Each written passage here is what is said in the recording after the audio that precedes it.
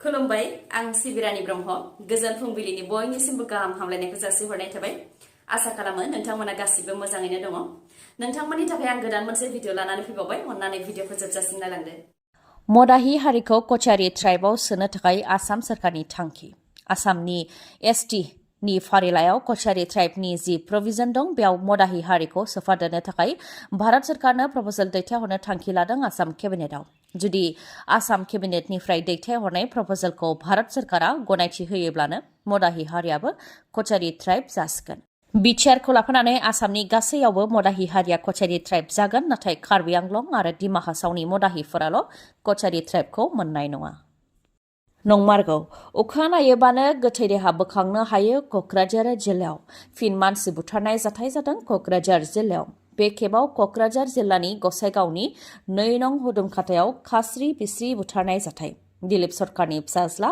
ककन सरकारखौ सोरबा दुथाङा बुथारनानै गालांदों न'नि खाथियाव थानाय बारिनिफ्रायनो बोखांनो हादों ककन सरकारनि गोथै देहाखौ बुथारग्रा सुबुङा सिखाव जानो हागौ होननानै खायफाया सन्देह खालामदों नाथाय खायफाया सोलो खालामनानै बुथारनायनिबो सन्देह खालामदों दासिमबो गुबै जाथायनि सायाव जेबो रोखा जायाखै ककन सरकारनि गोथै देहा मोननाय लोगो लोगोनो गसाइगाव पुलिसनो खौरां हरदों नखरनिफ्राय उनाव पुलिसा जाथायथिलियाव नुजाथिफैनानै नायबिजिरनायनि खामानिखौ मावफैदों ओजोंहाय ककन सरकारखौ हरनि समाव खास्रि बिस्रि बुथारनाय जाथायखौ लानानै लाख'हायै दुखु मोनदों नखरनिफ्राय आरो जाथायनि सायाव थार बिजिरनाय नांगौनि थाखायबो दाबि दैखांदों क'क्राझार जिल्लायाव फिन सेक्सन 144 फोसावदों बे खेबाव लावखार ओंखाम जाग्राफोरनि थाखाय फोसावदों सेक्सन 144 डिस्ट्रिक्ट मेजिस्ट्रेट अफिसनिफ्राय गांसे अर्डार बा बिथोनलाइ फोसावनायनि गेजेरजों सेक्सन 144 फोसावदों क'क्राझार जिल्लायाव बिथोनलाइनि गेजेरजों मिथिहोनाय बायदिब्ला क'क्राझार जिल्लानि सिङाव थानाय लावखार ओंखाम जाग्रा थावनिफोराव आरो बेरायग्रा थावनि बा टुरिस्ट स्पटफोराव माखासे लावखार ओंखाम जाग्राफोरा जौ लोंनानै गारि सालायनानै थासारिखौ गाज्रि खालामदों आरो खायसेया जौ फेनानै थासारिखौ गाज्रि खालामदों बिथांमोननि थाखाय सरासनस्रा सुबुंफोरा जेंना मोननो गोनां जादों बेनिखायनो थासारिया जाहाथे गाज्रि जाया गोजोना जाहाथे हेव जाया आरो लावखार ओंखाम जाग्रा थावनिनि आबहावाखौ रैखाथि होनो थाखाय ल' एन्ड अर्डार सिटुएसनखौ रैखाथि होनो थाखाय आरो सुबुंनि जिउखौ रैखाथि होनो थाखाय आरो आबहावाखौ रैखाथि होनो थाखायनो क'क्राझार जिल्लायाव सेक्सन 144 फोसावनाय जादों होननानै मिथिहोदों बे सेक्सन 144 नि गेजेरजों क'क्राझार जिल्लायाव मोनाबिलि 4:30 रिंगानि उनाव जायखिजाया लावखार ओंखाम जाग्रा थावनियाव थानो मोननाय नङा प्लास्टिक आरो प्लास्टिकजों बानायनाय जिखिजाया मुवा बेसादफोरखौ बाहायनो आरो गारनो मोननाय नङा लामानि जाब्रबथायजों समाज सिबियारि नरेन गयारि बिथाङा हरखाबै जिउ खोमानो गोनां जाबाय सालबारि मायांपारायाव लामानि जाब्रबथाय जानायजों जिउ खोमानो गोनां जाबाय समाज सिबियारि नरेन गयारि बिथाङा मिथिहोनाय बायदिब्ला साइकेलजों न' फारसे फैबाय थानाय समावनो AS 15U3844 नाम्बार थानाय मटर साइकेला बिथांखौ सौख्रांफैदों जायजों बिथाङा गोब्राबै जोखोम जादोंमोन जाथायखौ नुनाय लोगो लोगोनो रायजो राजाफ्रा नरेन गयारि बिथांखौ देहा फाहामसालि फारसे लानानै थांदोंमोन नाथाय बिथांखौ रैखा खालामनो हानाय जायाखै मिथिहोनाय नरेन गयारि बिथाङा बड'लेण्ड सोमावसारनायाव मैखोमै खामानि मावदोंमोन बेनि अनगायैबो बिथाङा गामि समाजनि आफादगिरि नेहाथारि आरो थैनाय समावबो आफादगिरिनि बिबान लानानै समाजनि खामानि मावगासिनो दंमोन बेनि अनगायैबो बिथाङा दुलाराय बाथौ गौथुम गबर्धना दख'रा आरो जिल्ला गौथुमनिबो मावफुं सोद्रोमामोन लोगोसेनो बिथाङा उदयाचल दाबि खालामनायावबो पिटिसिनि गोख्रों मावथिमोन बेनिखायनो बिथांनि रुंसारि जानाय समाव बर' थुनलाइ आफाद आरो दुलाराय बर' फरायसा आफादनिफ्राय नुजाथिहैदों आरो बिथांनि हरखाबै रुंसारि जानायखौ गोथौ दुखु मोननायजों लोगोसे बिथाङा जाहाथे सोरगोआव जायगा मोननो हायो बेनि थाखायबो आर'ज खालामदों आसाम टेट आरो सिटेट उथ्रिसारनाय बिजाथिफोरनि थाखाय फोरोंगिरि पस्टआव थिसनथाइ होनो थाखाय 5,550 पस्टनि जि फोसावथाइ होदोंमोन बेनि थाखाय रोंगौथि गोनां बिजाथिफोरा एप्लाइ खालामनो हासिगोन 5,550 पस्टनि मादाव बेसेबां पस्टआ LP स्कुलनि एसिस्टेन्ट फोरोंगिरिनि थाखाय आरो बेसेबां पस्टआ UP स्कुलनि एसिस्टेन्ट फोरोंगिरिनि थाखाय आरो बबे बिजोङाव बेसेबां पस्ट दं बेफोर गासैखौबो फोसावनानै होबाय जाय बर' बिजोङाव फरायनाय बिजाथिफोरनि थाखाय गाहाम नङा LP आरो UPनि गासै 5,550 फोरोंगिरि पस्टनि मादाव खालि 68 पस्टआल' बर' बिजोंनि फोरोंगिरिफोरनि थाखाय जेरावनाखि सिगांनि समफोरावबो बर' बिजोंनि फोरोंगिरिनि थाखाय खम पस्ट फोसावनायखौ नुयोमोन बे खेबावबो बेबायदिनो बर' बिजोंनि थाखाय जोबोद खम पस्ट फोसावदों डाइरेक्टर अफ एलिमेन्टारि एडुकेसननि सिङाव LP स्कुलनि एसिस्टेन्ट फोरोंगिरिफोरनि थाखाय 3,800 पस्ट दं बेनि मादाव असमिया बिजोङावनो 3156 पस्ट, बेंगली बिजोङाव 548 पस्ट, नाथाय बर' बिजोङाव खालि मोन 46 पस्टल' फोसावदों। बेनि अनगायैबो इउपि स्कुलनि एसिस्टेन्ट फोरोंगिरि, साइन्स आरो हिन्दी फोरोंगिरिनि थाखायबो गासै 1750 पस्टनि मादावबो असमिया बिजोंनि थाखाय 673 पस्ट, बेंगली बिजोंनि थाखाय 302 पस्ट, नाथाय बर' बिजोंनि थाखाय मोन 12ल' पस्ट फोसावदों। बेबो बरपेटा जिल्ला, धेमाजि जिल्ला, गवालपारा, लखिमपुर, नलबारि आरो सनितपुर जिल्लायावल'। ओजोंहाय एलपि स्कुलनि बेलायावबो धेमाजि जिल्ला, गवालपारा जिल्ला, लखिमपुर, मरिगाव आरो सनितपुर जिल्लायावल'। जायनाखि आसामनि गिबि मन्थ्रि डक्टर हेमन्त बिश्व शर्मा बिथाङा क'क्राझाराव दावबायफैनानै फोरोंगिरि साख्रिनि थाखाय साननैनि उनावनो फोसावथाय होगोन होननानै खोथा होलांदोंमोन, बेखौ लानानै जोबोद मिजिंथिनानै दंमोन बिटिआरनि टेट उथ्रिसारनाय बिजाथिफोरा। नाथाय गासै आसामावनो 5550 पस्टनि मादाव बर' बिजोंनि थाखाय मोन 58ल' पस्ट फोसावनायखौ दुखु मोनदों बिजाथिफोरा आरो गाव गावनि इयुनखौ लानानै जिंगासिदों। जायफोर बिजाथिफोरा गोसो गुदुं बिथांमोना 2 फेब्रुवारि 2024 सिमनि गेजेराव dee.assam.gov.in आव थांनानै एप्लाइ खालामनो हागोन।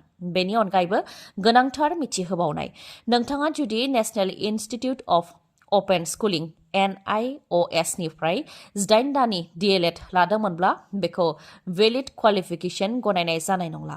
बेखौ डाइरेक्टर अफ एलिमेन्टारि एडुकेसननिफ्राय फोसावदों। जापानाव 7.6 मेगनिट्युडनि बांग्रिं मावनायनि उनाव दासिम खेब 155 बांग्रिं मावबाय, जायजों गंनै प्लेनाबो क्रेश जादों।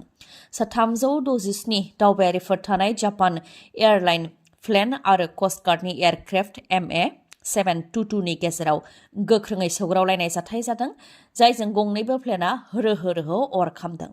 जापाननि टकिय'आव थानाय हानिडा एयारपर्टआव जादों बे जाथाया। रिपर्टनि बायदिब्ला जापान एयारलाइन्स प्लेना लेन्डिं खालामबाय थानाय समावनो MA-722 एयारक्राफ्टजों सौग्रावलायदों, जायजों MA-722 एयारक्राफ्टनि पाइलटआ जिउ रैखा मोननो हादोंब्लाबो 5 क्रिउ मेम्बारनि जिउ खहा जादों। ओजोंहाय जापान एयारलाइन्स प्लेनाव उखुन्दै खुनाय लोगो लोगोनो प्लेनाव थानाय 367 दावबायारिफोरनि मादाव खायफाया जिउ रैखाथिनि थाखाय हायाव बाज्रुमदों आरो खायफाखौ रैखा खालामनाय जादों, जायनि जाहोनाव 367 सुबुङाबो जिउ रैखा मोननो हादों। नाथाय जापानाव जानाय बे गासै बांग्रिंनि जाथायाव दासिम 50नि गोबां सुबुंनि जिउ खहा जाबाय। 7.6 मेगनिट्युडनि बांग्रिं मावनायनि उनाव खनले गासै खेब 155 बांग्रिं मावदों, जायजों माखासे जायगाफोराव अर खामदों, न' बां, दालां, लामा सामाफोरा बायदों आरो नावफोराबो लैथोआव गोदोदों। दा बे समाव जापानाव मोनसे गिथावना थासारि सोमजिदों। गासैबो सुबुङानो जिउ रैखाथिनि थाखाय जिंगासिदों, मानोना बांग्रिं मावनाया दासिमबो थाद'नायनि मुं लायाखै। फारसेथिं सुनामि फैनो हागौनिबो सांग्रांथि फोसावदों, जायनि थाखाय लैथो जिंनि सुबुंफोरखौ गुबुन रैखाथि जायगायाव दोनहैनाय जादों। फोरमायथिनो गोनांदि क्रेश जानाय MA-722 एयारक्राफ्टआ खैफोदाव गोग्लैनाय सुबुंफोरनो जानाय लोंनाय, मुलि बायदि गोनां जानाय मुवा बेसादफोरखौ हैनो थाखाय हानिडा एयारपर्टनिफ्राय बिरखोदोंमोन, नाथाय बे समावनो लेन्डिं खालामनाय जापान एयारलाइन प्लेनजों सौग्रावलायदों। उकिलफोरा भारतनि बिसायख'थि आय'गखौ चेलेन्ज खालामदों। सिल खालामनाय गं 50 EVMखौ गथायनो थाखाय भारतनि बिसायख'थि आय'गखौ बुंथिदों उकिलफोरा फोरमायथिदों दि EVMनि गेजेरजों माबोरै हेक खालामनो हायो बा रायजो राजानि बेसेन गोसा भट होनायखौ माबोरै बेले-बेजे खालामनो हायो बेखौ रायजो राजानि सिगाङावनो खौरांगिरिफोरखौ लाफानानै दिन्थिनाय जागोन। बेनि थाखाय उकिलफोरा फैगौ 5 जानुवारियाव पाटियाला हाउसनिफ्राय भारतनि बिसायख'थि आय'गनि मावख'निसिम थाबायबोगोन होननानै फोरमायथिदों। बेयावनो जाहाथे भारतनि बिसायख'थि आय'गआ गं 50 सिल खालामनाय EVMखौ होयो, बेनि थाखाय दाबि खालामदों उकिलफोरा। थांनाय बावैसो सिगां 4 रायजोआव बिधानसभा बिसायख'थि जानायाव 4नि मादाव 4 रायजोआव बिजेपि दोला देरहानायनि उनावनो उकिलफोरा बे थांखिखौ लादों।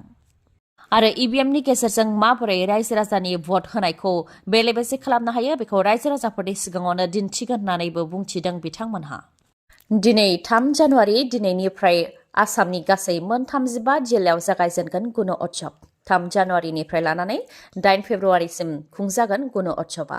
आसामनि गासै 43,498 सोरखारि, provincialised, tea garden model school, residential school बायदिफोराव गुन उत्सवआ खुंजागोन। थाखो 1 निफ्राय थाखो 9 सिम गासै 39,63,542 फरायसाफोरा बे गुन उत्सवआव बाहागो लागोन। गोदान बोसोरनि गोदान हामलायनायजों लोगोसे बङाइगावनि आइ हस्पिटाला नोंथांमोननि थाखाय गोजोनथाव रादाब लानानै फैदों। नोंथांनाव जुदि मेगननि जेंना नुजाथिदोंब्ला बङाइगावनि आइ हस्पिटालाव बेसेन नाङालासे मेगन आनजाद नायनो हांख्रायहरदों। फैगौ 5 जानुवारिनिफ्राय 22 जानुवारिनि गेजेराव नोंथांमोनहा बेसेन नाङालासे मेगननि आनजाद नायनो हागोन। मेगननि आनजाद नायनायनि उनाव मेगनाव माबाफोर जेंना नुजाथियोबा बे आइ हस्पिटालावनो फाहामथाय होनायनि राहाबो दङ। लोगोसे मेगननि ससमा, मुलि बायदिखौबो बे आइ हस्पिटालनिफ्रायनो नोंथांमोनहा मोननो हागोन।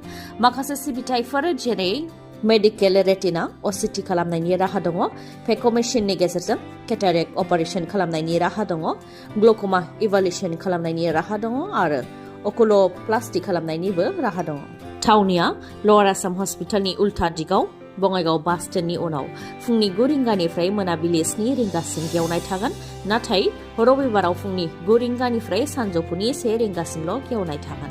मानिबाफोर सायाव सोंथि खालामनोबा बा माबाफोर मिथिनो हास्थायबावोबा 6900949900 नङाब्ला 0366435669 बे नाम्बाराव खौरां लाहरनो हागोन। दिनैनि भिडिअआ एसेनोसै। गाबोन फिन लोगो मोनफिनबावगोन। नोंथाङा जुदि आंनि भिडिअखौ मोजां मोनदोंबा लाइक, कमेन्ट आरो शेयार खालामनो दाबाव। गोजोन्थों।